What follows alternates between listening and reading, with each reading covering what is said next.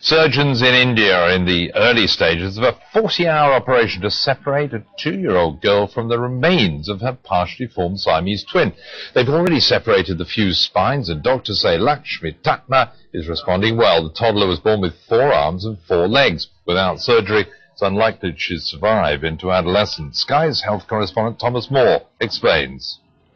Without surgery, Lakshmi Tatma would almost certainly have died. She was born with 8 limbs, fused at the pelvis to a headless twin who failed to develop properly in the womb. Doctors in Bangalore say the 2-year-old was no longer able to nourish 2 growing bodies, and they had to separate her from the parasitic twin. Unfortunately, we do not have a choice of waiting for the child to grow older. The problems will become even more difficult to solve as the child grows older. During the 40-hour operation, neurosurgeons will have to separate Lakshmi's spine from the spinal cord of her twin. Cutting the wrong nerves could leave her paralyzed.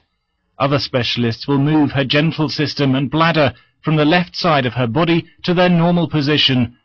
They'll also transplant a healthy kidney from the parasitic twin to replace one of Lakshmi's, which has failed.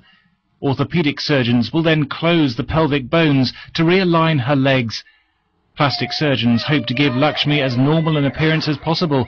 British specialists say the operation is complex.